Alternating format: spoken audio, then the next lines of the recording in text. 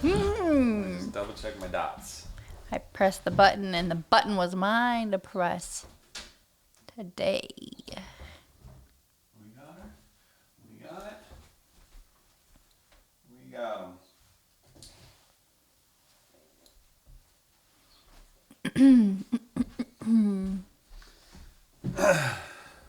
Yeah, you have total control. How's your headphones? You can turn them up. You can turn them down. They're perfect. Oh, wow. What a great job you've done already. Hello. Huh. I've never sat here. Does it feel weird? Yes. Do you feel out of control? A little bit. What's coming up for you? No, I don't know. I feel like the guest a little bit. It's kind of nice. Good perspective. There you go. I feel more empathy for anyone having to deal with this shit the whole time. That is the benefit of that seat, is you're closest to the headphone jack, so you have the least tug. Anyway, gripping stuff to start. What's up? Nothing. Okay, I'm start the just- show now. And ready, go. Yeah, so we're sitting here. It's Saturday. It's a Saturday. Got a little work thing to go to after this. You look so businessy. Thank you, I think. Thank you. You're welcome. Businessy is good, I guess. It is a party. Maybe I should loosen up. Well, you look business casual. It's gonna be cold. It's outside event. I'm trying to layer up. Gotta be stylish, but ready to be in like damp 50-degree weather. Damp. Perhaps Oh, it might rain. damp. A And it's an little outdoor dewy. event. Yeah. Oh, boy. So, I'm bracing for that. And you've kindly invited your husband. Do you ever get nervous when I'm around, like, your work friends? No, not at all. I'm excited. I think this event is so busy, I don't really have time to entertain you. So sometimes I feel a little bit like a lousy date. But no, I never worry about you. I know you're always going to be nice and kind and friendly and That's what you not think. embarrass me. As soon as you turn around, I'm Picking your nose Picking and my nose and picking talking wedgies about farts. Like, you ever heard Christine fart? Yeah. It's never happened. Nothing to hear. No, but you're a fine date. Well, thank you. Yeah. Yeah, it's fun. It's fun for you to get to know some of my coworkers. And this time we'll actually be at school. So you'll get to just kind of hang out Oh, yeah, it's where at the we school this time, are, you know, where I spend my days. Mm-hmm. So that's cool. Yeah, I like that too. Yeah. And man, we've been enjoying some new shows. Sure. Benjamin when not Franklin show. working, we're watching shows When we're not working, we're watching TV. We watch a lot of TV. You ever feel like you watch too much TV? all the time.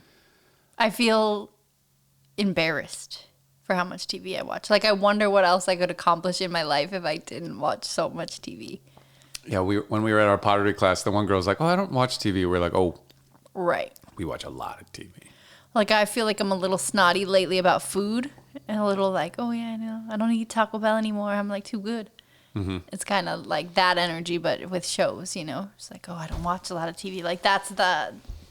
We eat Taco Bell when it comes to Right. TV. Yeah, we're We bottom indulge. barrelers. Yeah. Just... We probably watch more TV than the average person in America, you think? How much TV does the average American watch? I Because we don't watch know, a lot. We watch a lot. We watch it feels hours we a watch it night. all. Yeah. 2 or 3. I mean, I usually put it on after work and it's on like through bed. Not actively watching always. Sometimes it's just like background noise while I'm making art or Sometimes. cooking or something. But, But only it's sometimes. fine. Mainly I'm watching it. But also, like, I love TV. I know, I do too. What's wrong with TV? It's so good. I feel like we've also been adding in things like reading at night, which is good. So my brain doesn't completely turn into like Swiss cheese. Yes, we have this. No. We have a little reading going on. That's Little been reading, a benefit. adding that. And When like Duolingo and stuff, we've been stimulating our brains. Like, I do notice, though, that I'm less grumpy and irritable after watching TV than I am if I spend the night on my phone, like scrolling TikTok or Instagram. Like that, I find really darkens my psyche. same. So at Scrolling- least TV is like a distraction. Yeah. And Instagram and TikTok are not. In a way, TV feels productive to me even. Like, we're in media. You can make the argument. We're going to make TV shows and writing a movie. Like, you know, there's a lot. Like, I write off. It's a tax write-off for me. Like, all the Hulu and Netflix and everything. Because You're studying. Because I'm studying. But we're also, and maybe I am just trying to find a way to make it okay that we watch so much TV, but we're like active watchers. We're like dissecting and we're like, what a weird idea. You are. I would say I am in that camp. You are more like and more. A little bit, but I'm definitely like a more casual viewer than you are. I mean, I have qualms with shows from time to time that I have no problem vocalizing, but I don't go into it really like hyper analytical about what I'm watching. You think I'm too analytical? I didn't say that. You think I'm annoying? I want to bring things up? I didn't say that. What are you thinking? No, I think you just, we've talked about this too in terms of how you listen to music. Like, right. You're listening to the sum of the parts? No. You're listening to all the parts. I'm just sort of listening to the sum of the parts. Yes. And I mean, that's changed a little bit too as I've made more music with you and sharpened my ear and everything. I can listen to it a little bit differently. But yeah, I mean, I think like I'm not going to be noticing if a song's drum loop is like too aggressive, Right. Like I might be like, oh, I don't like that song or something might be off for me, but I'm not listening to every component the way you do. Well, like for example, this bow in Shogun. I was so blown away by this bow. The bow. Not even spoilers if you're not watching Shogun, but it's about ancient Japan or 1600s, 1400s Japan, and there's some Europeans there because they've like tried to spread Christianity, so there's these Portuguese there. Anyway, the main guy is a European guy. English guy, yep. And he's getting sort of slowly introduced to Japanese culture and kind of learning the ways and learning to bow and whatever. And so it's sort of like this character transformation of him like becoming more and more Japanese. He starts learning Japanese, picks it up really quickly, actually. I mean, it's like one episode later, he's fluent in Japanese, but sure, yeah. But then there's this moment where he's about to leave and he's saying goodbye to this doesn't matter other priest guy, to another white person, and he bows, and he even, I'm pretty sure they did this on purpose, but they even made it like he felt kind of awkward. He like realized as he did it. But here was like the full transformation of the character. Like he's now at the point, he's not just doing this to fit in, or to, what's the term that people use, to like assimilate. He's not just doing it to assimilate. Like he's even bowing to a white person. Like he's fully kind of become a Japanese. I thought that was really, really well done. Like that bow just was like, I was like, fuck. That was so good. I would have rewinded it if I didn't think it would be annoying. You rewind. I don't care. Well, I'll rewatch it. But yeah, like stuff like that. I do like kind of study TV as I watch it, I suppose. But so what have we been watching? Any recommendations for the folks? What have we been watching? The Great. I've been really enjoying that the most, I think, of all of our latest lineup. It's just funny and playful and like cheeky, but fascinating at the same time. The sets are beautiful. The costuming's great. Just quick and funny. I like that a lot. Yeah, it's the same writer as Poor Things, I think, right? Yeah. So that one I've been enjoying. We just started the Benjamin Franklin show, Franklin, with good old Michael Douglas. Hey, there it is. I almost lost it, but it's in there. Which is entertaining too. I like that. So historically speaking, that is set pre-American Revolution. Well, during it. Well, like it starts before, and then you like launch into the revolution. It seems like it basically we're in it now. Yeah, like I forget the exact timeline because it starts before July 4th, 1776. Yeah, I think it started in like 77. I don't know. No, the show started in like April 76 or something like Okay. that. I feel like the first date So I I remember think- seeing was 77, which would be after, but I don't know. But Yeah. anyways, it's obviously there's a lot going on in America. The battles, the wars are not really working out in America's favor. They're just sort of like undertrooped, underfunded, just kind of getting crushed. And so Benjamin Franklin goes to France to try to convince the French government essentially to aid America in the war. And it's really interesting. The pacing is interesting too, just like kind of this realization of how slowly things had to happen back then, you know? Yeah, we were watching. It was like it took him like 2 months to like get like something through, and I was Right. like, dude, that could have been an email. Like, Jesus Christ. I know, it does kind of make you realize how much more challenging things would have been in the past, you know? Well, and like his printing press. Like I didn't really grasp the value of his invention, the printing press. Like, Jesus Huge. Christ. But as he's like setting it up and doing a thing, like it takes forever. But at the time, this was remarkably fast, groundbreaking speed to be able to print something. And here it's like, he's like, I can do 500 pages in a day if I really am grinding, you know? And like, that's pretty wild. But yeah, what an invention. And like, it was illegal too, because it was like, it could be used to spread knowledge. This very scary. It's still the same things going on. It's not written word anymore because people aren't reading it. Instead, governments are trying to ban TikTok, you know? It's like, you're getting a lot of progressive ideology. We're not sure it's safe. We don't know that we want you to consume all that and be so anti-government and woke about all this stuff. And here comes the battle against TikTok. I feel like that's more the power of American corporations like Meta, who own Instagram, and Google, who own YouTube, being like, maybe we can shut down TikTok because it's like a lobby, you know, like I think there's more of a Perhaps, but financial they're interest. using it as the guise is under public security. Right. As, Yeah. you know, safety concerns. There's also That people talk they're about getting all of our data. It's like everybody knows everything that they want to know. Like you can buy all my data is on the dark web. I got notified last week. Like everything you want to know about me, you can find. Sure, and this Everything you want is out there. Like I don't believe that we're at more of a risk because TikTok exists. We're exposed in a million different ways, not just by using TikTok. Is my point. Yeah, I agree.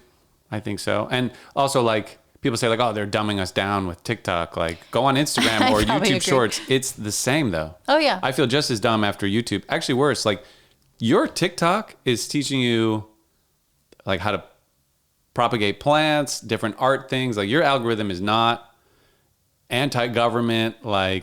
Sometimes it is. I mean, sometimes, it's definitely but like... it's not like... People act like the whole thing on TikTok is just toxic, Oh, no. anti-American shit. It's not, but I do go there. Like, there's a lot of, you know, kind of what I used to turn to Twitter for, like breaking news. I actually feel like is reliable on TikTok. Like, I feel like there's a lot of, like, on the site videos that happen in real time, showing up and being like, forget what you see in the headlines that are about to come out. Like, this is actually live at the scene. And so, like, that's kind of where I check now for things like that.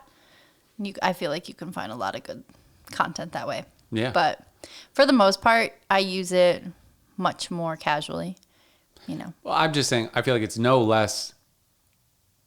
more unhealthy than Instagram Oh, Reels completely. or YouTube Shorts. Yeah, I agree. I get the same awful, shitty feeling after looking at YouTube Shorts. Like, Yeah. you know, I'm obsessed with being productive.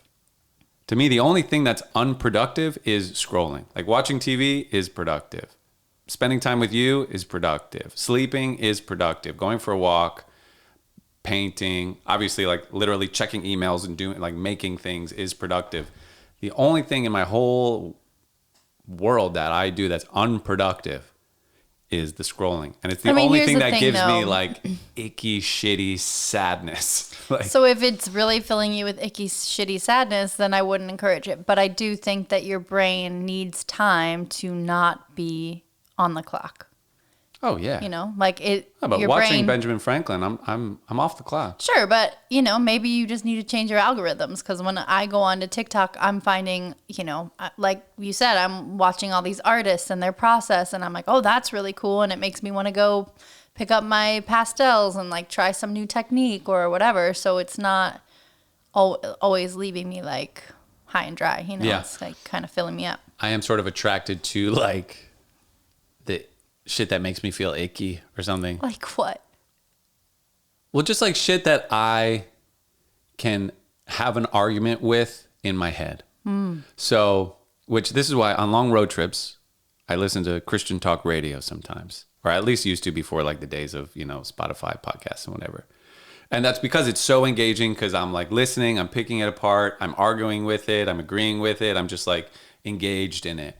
And so as I'm scrolling through my YouTube shorts, like, you know, the ones I stop at and watch became just more and more like these like Christian podcasts that are like just saying all this like Christian shit. I'm not anti-Christian, but I disagree with a lot of the like things people say, and especially when they're professing them as fact. And so anyway, because those are the videos I've lingered on, my entire fucking thing is like just like Christian podcast clips of saying like, oh yeah, like we gotta stop swearing, like get the devil out of your mouth. And these are like people saying this like so seriously, like, yeah, like that's the devil in your mouth when you're swearing, and like you gotta, and I'm just like, I just love it. I just can't get enough of it. See, that infuriates me. I would never. So like I love it, but it also voluntarily. makes me a little infuriated, and then it kind of leaves me with this toxic feeling. It's like a you know, vicious cycle of addiction almost. You know, it's like I crave it, but then I get it, and then I'm like, ugh, I wish I didn't do it, and then the next day I'm like, oh, I have a free moment, or like I'm pooping, like I should enjoy a little bit of scrolling, a little hate scrolling, you know, and then. You got to change the algorithms. I told you recently I fell into the bulldog algorithm. Every time I'm logging on, I'm just seeing chunky chunko little bulldogs getting pet and just being a little cute, sitting in the sun, bathing. It's dumbing me down, but I'm happy. I'm happy to be where I am. Yeah, that's comforting though. That's nice stuff. Like, I mean, I don't know. Everyone's looking at their phone, like, no matter what. So if you're looking at something that kind of makes you laugh and giggle, like, that's great. Me, this makes me like kind of like, it's like I like argue with the host in my head. I'm driving home, like still trying to like win this argument that doesn't even exist. Like it's really unhealthy loops. And then I feel kind of like I just wasted so much brain energy on nothing. Like I don't need to win a debate against a Christian podcast. Like That can't actually hear you. that can't actually hear me. But I don't even need to like, it's not like you could make the argument logo, but you're like practicing for when you have to like actually debate someone, you'll actually have kind of rehearsed it mentally. Is that coming up often in your life? No. Hence, I mean, I don't care if people are Christian, like be Christian, believe whatever you want to believe, you know, like I don't need to win any arguments against people. See, I don't know. I'm not sure that that's entirely true. I feel like People being Christian Christian? ideology is continually just trying to change our government on a regular basis. So having an argument locked and loaded about why they shouldn't be allowed to is maybe a good thing.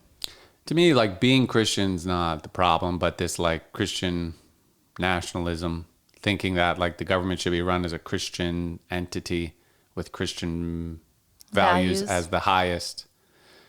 And you know, some Christian values are just obvious values. Don't murder. Like just because we use don't murder, which also is a Christian value, it's also a pagan value. Like it's just a value. So like, you know, people will say, oh, but like this is where you got your morals was from Christianity. That's why we don't kill, we don't steal. It's like, no. Like just because we're saying don't kill, don't steal, like doesn't mean we're following all Christian ideology. But people being Christian and thinking like they shouldn't swear, like that's fine, don't swear. But don't try to stop anyone else from swearing, you know. Well, like, that's the problem. that is the problem. But also don't try to stop anyone else from not swearing, you know, or from reading the Bible or whatever. Like people got to be able to do their thing. But yeah, pushy religion shit is annoying. I was thinking the other day, like, what if, you know, like Christians were persecuted, you know, like especially early on. Sure. Like, but were they persecuted for their beliefs, or maybe they were just being really annoying about it?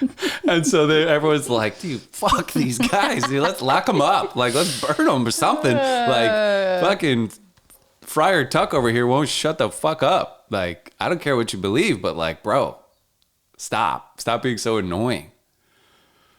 I don't know. It's just kind of a funny thought I had. Yeah, I mean, were witches witches, or were they just powerful women that the church couldn't control? Well, or were they tripping on mold? They think that's what it was. I mean, that's what they think some of the false accusations came from. But the hysteria around persecuting women who held pagan knowledge in high regard, things like herbalism and midwifery, like delivering babies, all that was historically done by women. Yeah. And church didn't like that. Hard to control. They wanted men to be physicians, essentially changed the whole medical practice.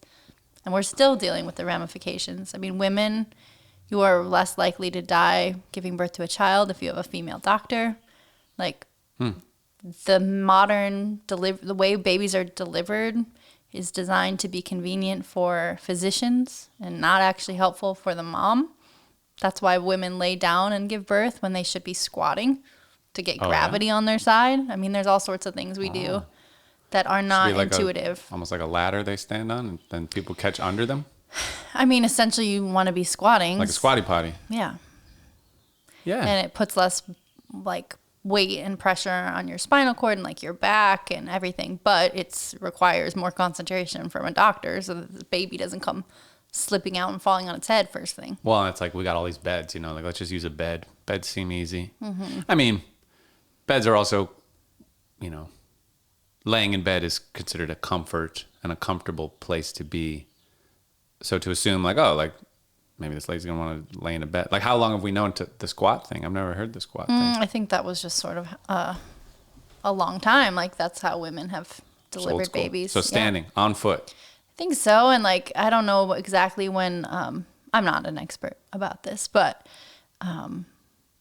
things like giving birth to a baby in a tub, like aiding in that transition. So it's not like completely jarring from this warm, gentle, well, I won't say gentle, but warm, cozy womb to like this abrupt, cold, sterile environment. Like things like that aren't really built in. Mm-hmm. I mean, even just like I think it's something like 80% less likely to develop complications and die if you use a midwife, yet next to no insurance companies will pay for you to have a midwife while giving birth. So just all sorts of things that, are designed to make money and just continue to have people more and more disconnected. And it's a disaster. I mean, like the what's the word I'm looking Mortality? for? Yeah, like the maternal death rate is higher in America than in any other developed country in the world. Like we are doing so much wrong. Wow. It's really terrible. And yeah, I think a lot of that. But is that Christians or is that I blame it. The lobby, the big pharma lobby that's not, but like don't insure the midwives. Let's keep people in hospitals and keep doctors and medications and I'm not like. exactly sure how it got so tangled up. I feel like if it's maybe money, it's like always money. Like, why are we in this war? Like, I bet somewhere it's money is the answer. Like, oh, yeah. I would think that's a safe bet to make. But I think there's a lot of things that get trapped under this Christian umbrella that I have a problem with. Yeah. Like, they're making it increasingly complicated for women to get divorced. Like you were saying that. There's this attack on divorce, which I'm not like, oh, yay, divorce. But like, I do think it's a right that if you're an unhappy or dangerous marriage, that you should be legally allowed to leave it. There's the guy. Have you ever heard of the guy Steven Crowder? He's like a douchey, like sets up on college campuses, like, debate me. Like, there's only two genders. He's that guy. But his wife divorced him, and like, I mean, this video came out of him like being such an asshole to his wife. It was like bless her that she's getting out of there. Maybe she's a bitch, but like they should be getting divorced. Anyway, he did an announcement on his show and he's like, my wife wanted to get divorced. I didn't want to. And apparently in Texas, that's allowed. And he was like blown away that she's allowed to divorce him. Well, like, it might not be for long because they're literally coming after that. And And She might get sucked back again, in. there's all this stuff on the books too about women who are pregnant. They won't authorize a divorce while women are pregnant because they want to make sure that men have legal custody or legal access to rights before a baby's born, which I understand that and agree that men should have some say in what happens to their babies. I get that. But again, men are not nearly as often the victims of domestic violence and murder and homicide, and there's no more dangerous time to be a woman than when you're pregnant. So this idea that men need more protections during that time, I think, is completely just fabricated. So if you get someone pregnant and you're not married, do you have any, as a man, you have any kind of claim to anything? I think so. I don't know the specifics, and I'm pretty sure for like alimony or something. I'm sure it varies alimony, a what's lot it called? state to state. Child support. I'd be curious to know. And again, I do think men deserve rights if that's your child. Like, I do think I get it. I'm not trying to say that you should have no rights, but I think there's a case right now that just popped up of a man in Texas who's like suing his wife and anyone who supports her abortion. She's traveling across state lines to get an abortion, and he's suing anybody in like a wrongful death suit. So anyways, there's a lot of things I think that are happening now that are like a little alarming, little interesting. I don't know what new precedents are coming, but I really do resent the fact that these laws are put in place by an organization that I don't subscribe to. Like, I'm not really interested in that narrative. Yeah, is it just because we live in America? I mean, if we lived in a Islamic country, we'd be more mad at Islam than Christianity. Yeah. It's just kind of like there's so much Christianity in America. Because women's rights aren't really so great in any like strong religious belief. Women aren't really. I mean, it's at least the like Judeo-Christian Islam, like that whole chunk, which is pretty much the big ones, pretty much all religion. I mean, they're all the same religion basically, which I didn't really know.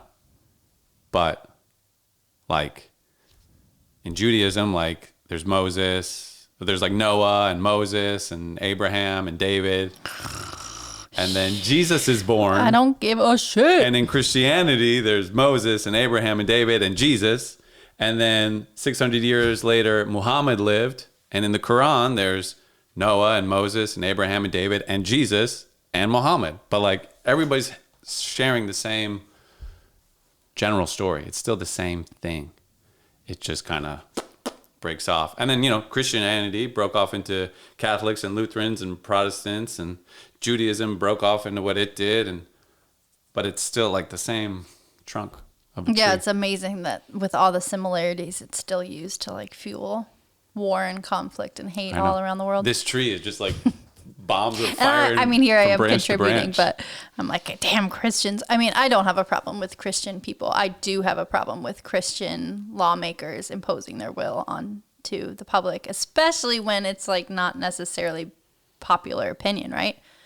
Well, I have a problem with a law based on a religious, like solely religious belief, like in the state of Indiana, while I lived there, couldn't buy alcohol on Sundays because like, no fucking thank you. This is America. Yeah. I am not Christian. I may want to drink on a Sunday. Right. And I want to buy whatever I want to buy. I don't want to be told that I have to wait to come back until Monday because you're worshiping your Lord today. Like, that's wonderful. Worship your Lord. Have a lovely day. That's not how I spend my day. Right.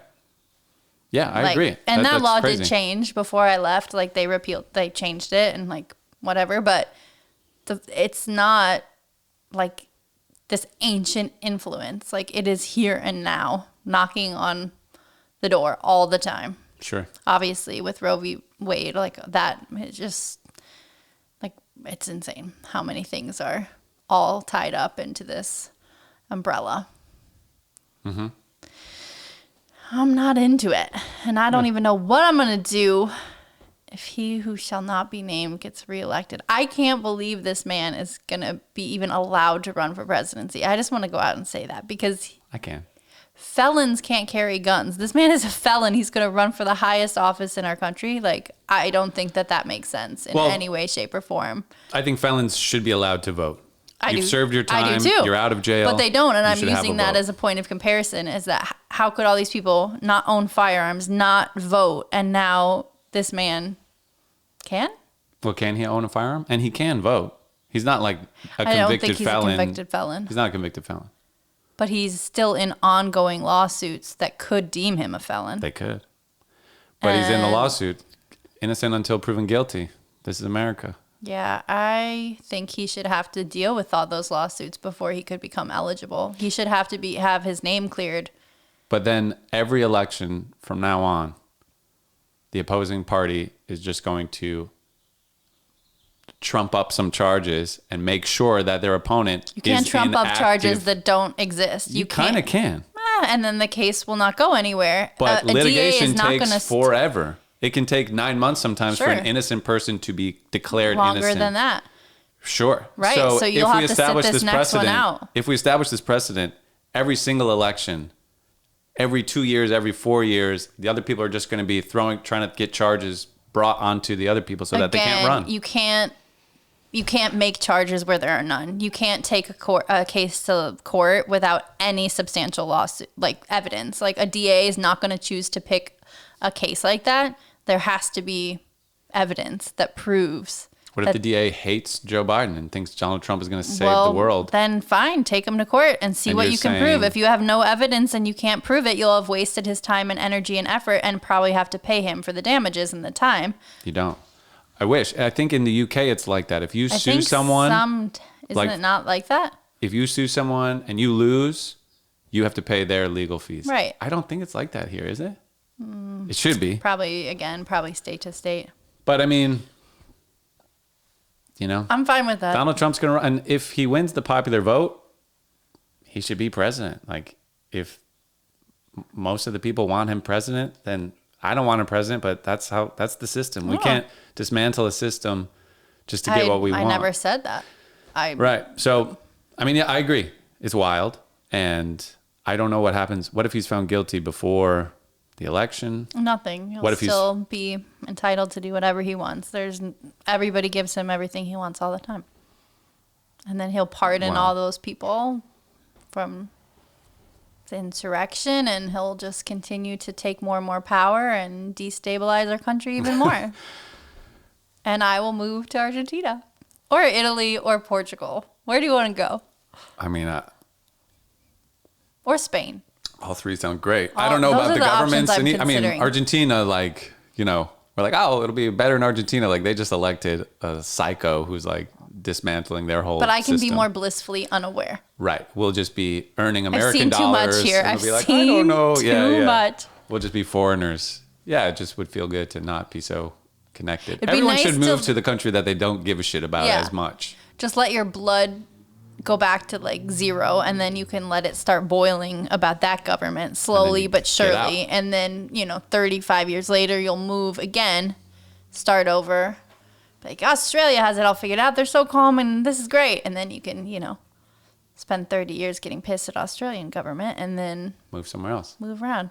Just got to keep moving. Yeah, it's like the cup game. It's like everything is a total Monet. It looks good from far. And then you get up close and you're like, oh, yeah, that's a fucking Because even as much as we're complaining about America, bullshit. Like, people are immigrating here by the tens of thousands. Yeah, I mean, there's a lot of great things about this country. Yeah, because it's so great. But I also think that the American greatness is like such a lie we're spoon-fed our entire life. Like, only we could make so America much great that again. is not great about our country at the present time. Sure.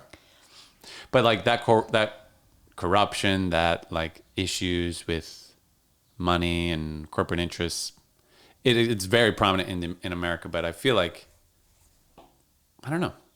I feel like anyone sitting in their country is having similar complaints. Sure, but there's, there's a notable difference. Like in the EU, for example, there's thousands of chemicals that are banned from food and makeup because they're known to cause damage to our bodies that are allowed in the US, as just one basic example of the ways they don't give a shit. Drugs are also, the same exact drugs are just way more expensive here than they are anywhere else. Yeah. And they don't have to be, they just are. Mm-hmm. Yeah, there's issues. There's a lot of issues.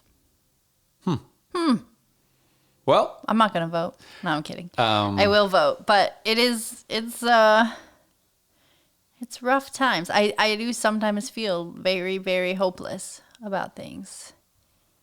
I'm going to be honest. I mean, my whole life I've wanted nothing more than to have kids, and now I'm like a little bit terrified because everything feels so unknown and feels just really sketchy. But do you think if you would have had kids, if you were 35, 20 years ago, would you not be kind of feeling similarly sketchy? I don't think I would feel the level of concern I feel now. George Bush is in office. We just had 9/11. We're invading Iraq. Yeah, I don't think. But you wouldn't have been a teenager. I'm saying you're like, if you were 35 at that point. I understand the question. Okay. I still think my concerns would have been lower. I think that was like the 90s. We were starting to eat all the crap, all the poison that they were giving us, like the cereals and just the Dunkaroos, like all the crazy stuff was just beginning. Right. But I wouldn't have had like complete concern over our food system, agriculture, water security, climate change, global security. Maybe I still would have felt worried about, especially considering those examples. But yeah, I don't know. It feels more unstable than ever. Like I've talked about this a lot, but studying history and like learning a lot about history makes me feel more and more calm, because no matter when you are, it's the same. It's the same divisiveness. People are just as at each other's throats. The world is just as unstable. It has these little moments of peace, but then a bigger power comes in and tries to take over and enslave you, and you have to sell your children into slavery. Or like, I mean, even the American Revolution, then the French Revolution, like these are insanely tumultuous, is that a word? Times. Mm-hmm. And like, I think yet here we are. The world continued. And the French Revolution didn't go well. Like, it was kind of a botched job. The American Revolution was really well executed as far as having a government to like happen, like be there and function once we win this war. Like that was like, that's kind of the most impressive thing, is that it went. The French Revolution was just like quickly became like murder anybody we think is against us. Like we're chopping people's heads off. They tried to like change like time. They were like, there's no more like 60 seconds in a minute. Like we're going to do everything in tens. Like they just like, it was just a botched job. Sure. I could see that. However, the difference between any of those times you mentioned, including the 90s and now, is the constant influx of information that we have now. The social media. Yeah.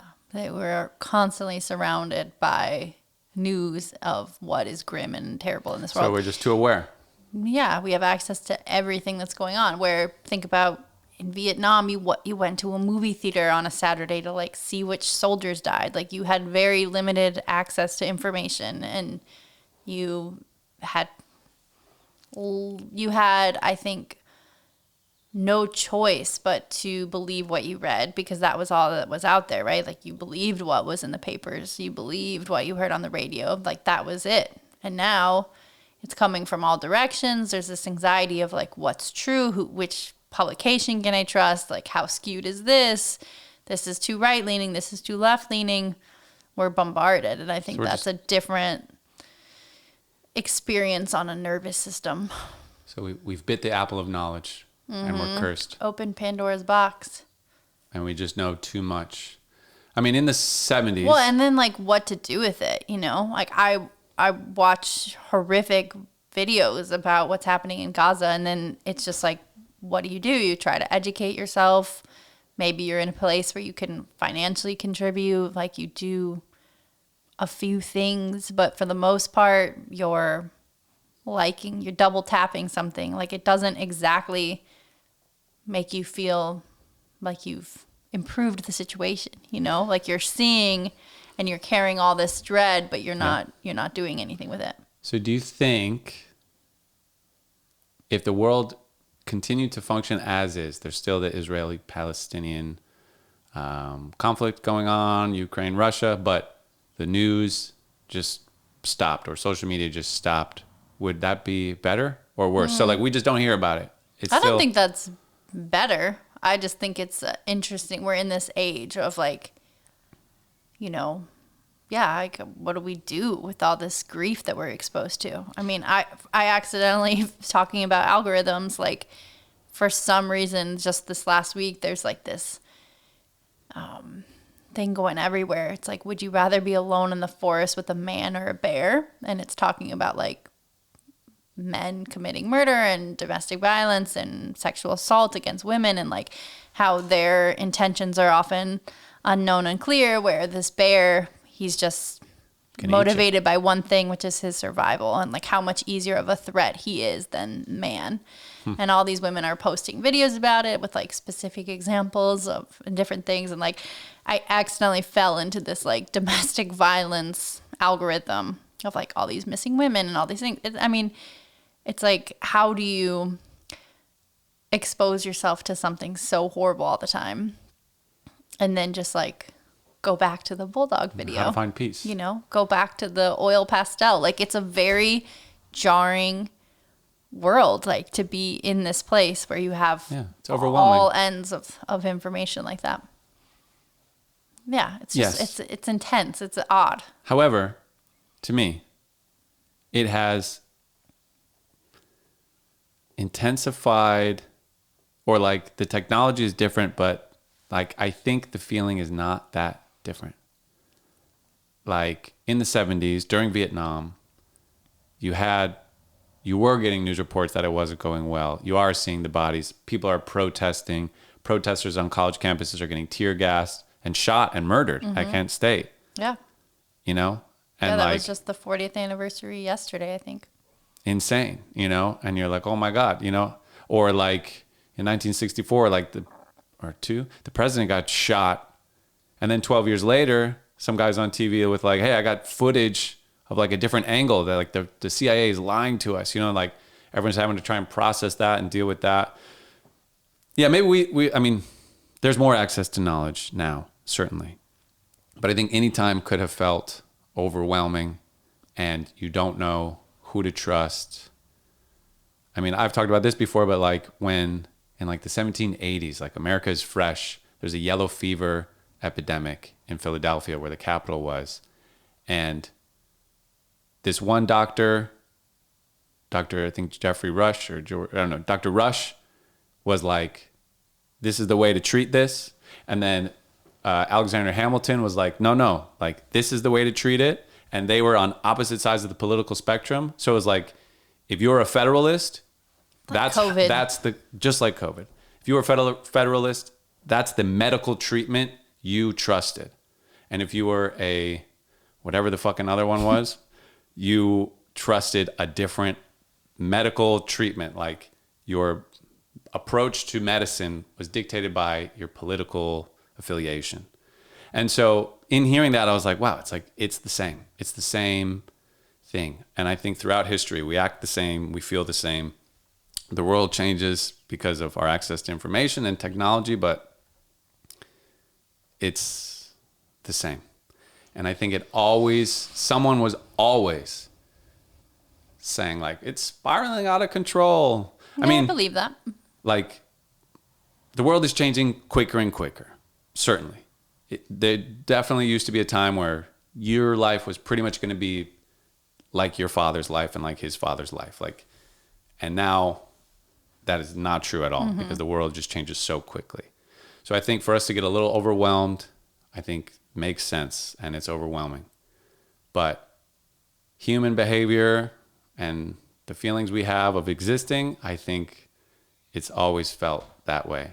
Fear of having children. We talked about this in the car the other day, but like, it's like, imagine that feeling 20 years ago, right after 9/11, or after the president got shot in the 60s, or during the Civil War, or during World War I. Like, it always feels like the world is ending. And like, how can we bring a child into this world? That you could ask that at any moment in history, and you'd be right. Perhaps, but this is beyond my opinion. Like, this is generational. Like, Gen Z are having, like, millennials are having less kids. Gen Zs are set to have less kids. Like, this is happening widespread. Yeah. People are afraid to bring kids into the world. Well, or that's probably not the only reason, though. People also might No, a lot of not it want to is have kids. cited to not. Yeah, and I think obviously that are, you know, taking that stance is now more than ever socially acceptable, and it's not even socially acceptable. Well, I didn't women want to are have kids still- all through my 20s. Women are still berated about that, about kids wanting kids, having kids, whatever. But yeah, I mean, that's true. The framework around it is changing, but I think a lot of it is concerns of climate change, concerns of like what unknowns we can't plan for. I don't know if that's the reason. I wonder what the data would show. Because I feel like it used to be like, hey, you're 20 years old, like you just graduated high school, like time to get a family and make babies, you know, and like people don't really feel like Most doing that people graduate anymore. high school at 18, Yeah, I by don't the way. Okay, yeah. But I mean, think most people just 22, don't want to but- do that anymore, you know, like that's the reason I just didn't want to have kids through my 20s, you know. I was like, I am drunk. a kid at 20. Yeah, like, I'm still a child. kid. I'm still fucking having a good time and like partying. Like I can't have a kid. I don't even Yeah. have any money. I don't have a job. Well, that's the thing is we're struggling. Like the amount of money that our parents had to save to buy a house, like we're not reaching those milestones. Like we're reaching all of those milestones later. So yes, some of those people that are Gen Zers will turn and eventually have kids, even though now they maybe don't want to. Sure, that will happen. But that's, I think it's a noticeable trend and a reflection of people's discontent with Yeah. some of these trends. I guess I should walk back a little bit on what I'm saying because things do get worse or better. But I think in the overall zoom out is more what I'm speaking about. Because, yeah, like the economy can get worse and be worse for one generation than it was for another. Things like that. One Right, generation would have to debt. live through war. They didn't One have generation might not. predatory lenders coming around and offering them massive amounts of debt at age 18 and said, hey, you can't drink alcohol, but you can take out this $30,000 loan. Have fun at college next year. Yeah. Like, there's so many things that our generation kind of just got fucking screwed on. Perhaps. For real. Yeah. So I think so. Yeah. I mean, I agree. I agree with you. I think For real. for real.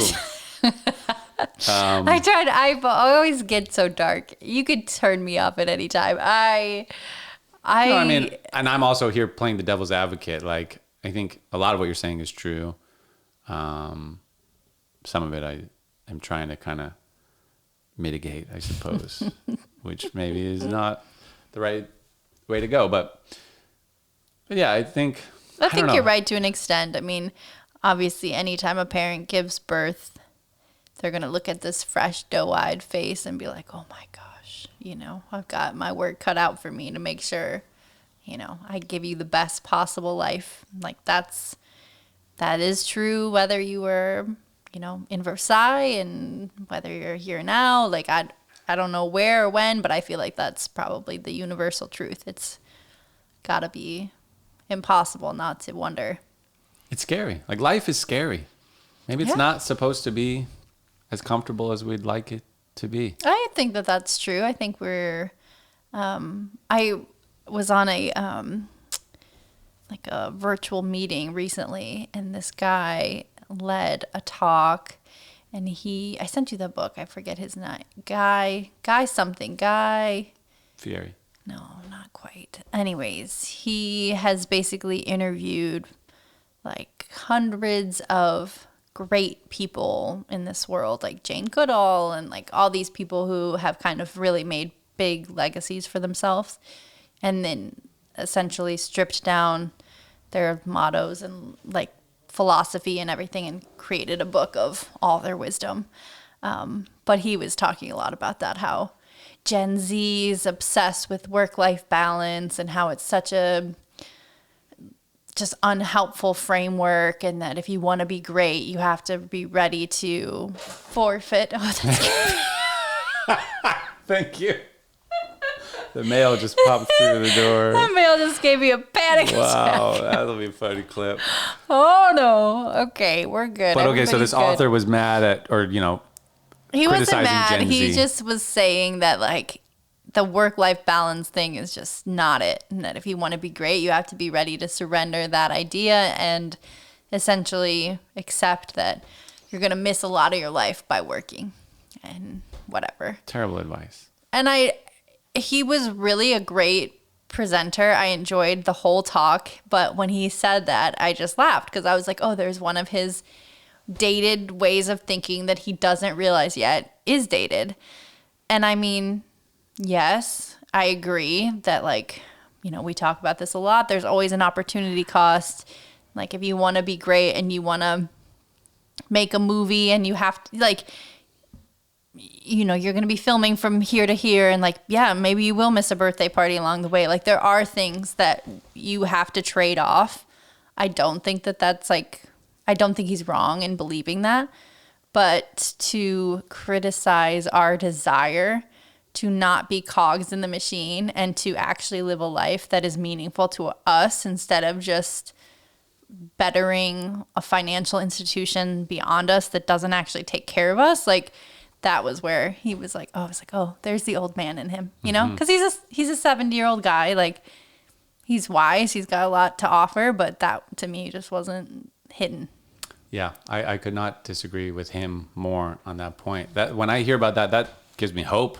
It's like people like Gen Z, like they have this demand for work-life balance, and they're like, no, like the day ends at 5. I'm leaving at 5. Like I'm not staying 2 extra hours. And like people criticize them for them. Like this is it's great. That is the only hope. That's amazing. Right. That's what, And like when Yuka talks about Finland, he's like work-life balance is a large part of why Finland is considered the happiest successful country in the world, like multiple years in a row. And they keep finding all the data that people are as productive or more productive on a 4-day week than 5 days. Like it turns out that people actually benefit from having time to do the things that make them feel like people outside of work, and just like showing up and powering through and like making it more efficient. Mm-hmm. I don't know. I feel like, yeah, yeah, it's an admirable thing. I don't look at it as laziness by any means. I think it's not that nobody wants to work anymore. It's that we don't want to be exploited anymore. That's the real point of it. We're not and also interested. You do as much as you have to. If you're sitting there being like, I don't have to do this. Like, I don't have to work 50 hours a week. Like, I can do it without that. When you realize you don't have to, like, you just don't, So I saw a funny thing on Instagram this morning. Jeff Goldblum Yes. said he learned so much playing the piano in a bar as a teenager, and he will not be donating his $40 million to his 2 sons so that they can be self-reliant. Okay. What are your thoughts on that? It's interesting, because I do always think about like, well, so they say, like, generations change a lot, right? You have one generation that like goes to war. So they're like hard men, but then they win a war and then they have kids. So those kids actually grow up kind of soft. Their parents are like the hardest people ever. Their kids grow up kind of soft. Then these soft kids grow up and the world is kind of soft and falls back into war. And then the next generation has to go to war again. So you have another tough generation, and it's really hard to enforce that, like enforce this toughness, like I asked Adam Carolla about that actually when we talked to him on the podcast, because he was like, yeah, like life was so hard for me. Like I learned so much from that. And I'm like, how do you impose that on your kids? Like you're raising rich children, you know? And he's like, look, I'm not going to like not feed my kids or something just to teach them like how to be, you know, they're just going to have to learn from example of my hard work. And like, just got to hope for the best. So I think I wouldn't do it, what Jeff Goldblum is doing. It was an interesting photo too, because it's him laying in bed reading his 2 grandkids a book. I saw the photo. And I'm just like, okay, yeah, I mean, It's I get eye-catching, it. I suppose. I get it in a lot of ways, right? You want your kids to fulfill their own dreams, make their own legacy, like do their own thing, find their own path. Totally get it. But from just like a survivalist perspective, like, and with all the unknowns that are currently floating around out there, it feels crazy to me not to want to give your kids and your grandkids as much of an advantage as you possibly can. I would assume there's some sort of safety net in place. I bet like, there is. I'm not going to give them this $40 million, but I'll give them this they other already 35. have this trust fund yeah, that's like they've gotten since they were 18 that they could keep. Yeah. I wonder, but I mean, as Jeff Goldblum said, life finds a way. You know, like they will, if they have to figure it out, they will.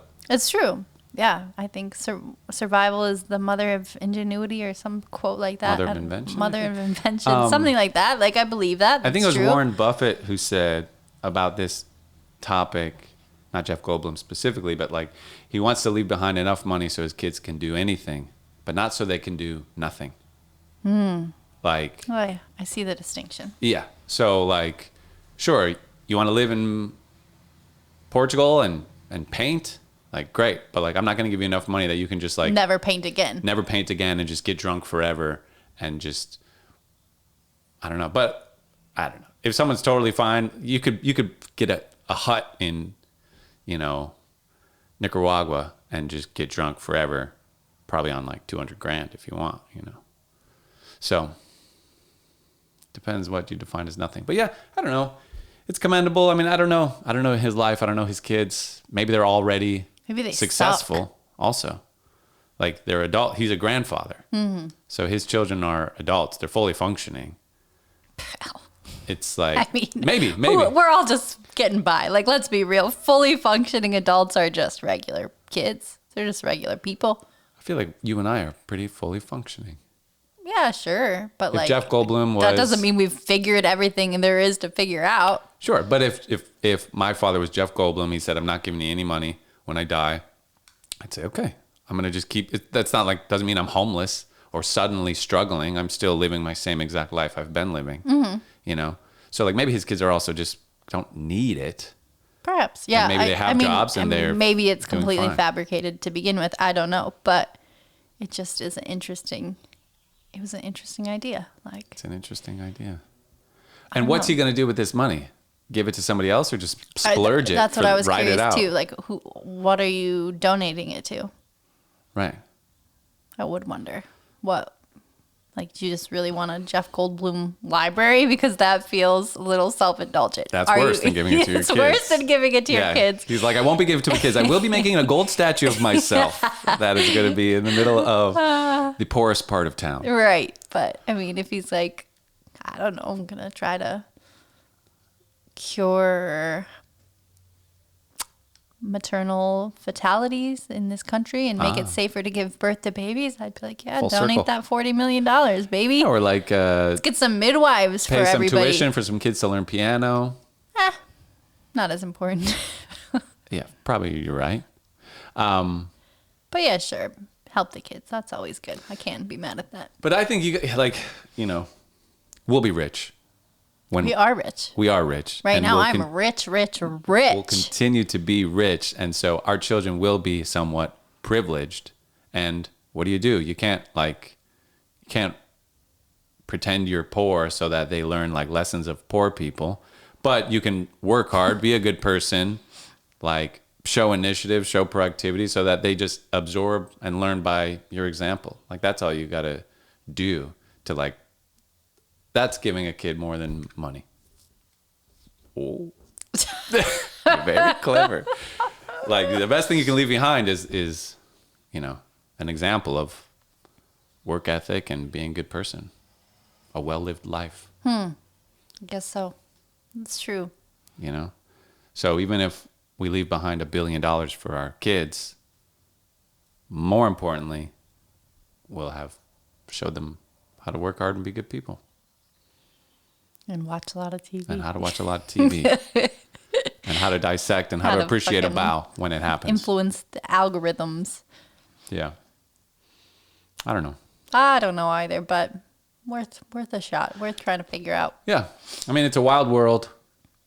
Ooh, baby, baby, it's a wild world. And it's only getting wilder.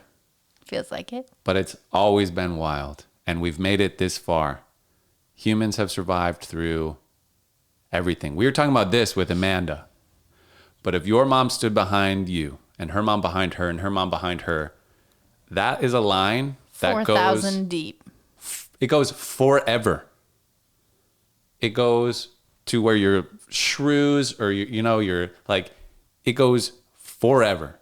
And that represents a flawless, perfect record in your lineage of people procreating before they've died. You represent a flawless record. And that is true for every honey. human. Even every single thing alive on this planet can say that. So like That's an empowering visualization. Yeah, we are really strong. We're very powerful. In that line is kings and warriors and, well, queens, I guess, for you. Also like Kings too. slaves and people who were beat up, poor people, rich people. It's all in there. And here we are. Like, we're really resilient. Life is resilient. That I agree with. And even if we blow up the world, like, it'll keep going. It's just how it is. Yeah, just might not have humans on it. Might not have humans on it, but I think it would. I think humans, You think we're like cockroaches? There's just no getting rid of us? They say at one point we got down to like 6,000 or something at some point during the Ice Age or during some like cataclysm. And here we are. We survived the Ice Age and the end of the Ice Age, which was just like 1,000 years of floods and fires and smoke and filling the air. Like, we may have had to live underground for like hundreds of years, they think. But here we are. So like, we can do it. Here's the thing, though. I'm not trying to sign up to live underground in my lifetime. I mean, I would build a bunker, but I don't want to use my bunker. Don't want to need it. Don't want to need it. Looking for more of a man Happy to cave. have it. Would like a little pool table, she put a shed PlayStation instead. 2 in there. But yeah, you're right. No need to freak out about it. Don't even freak out. We're here. We're still here. Through everything that has happened through history. Here we are. Delightful.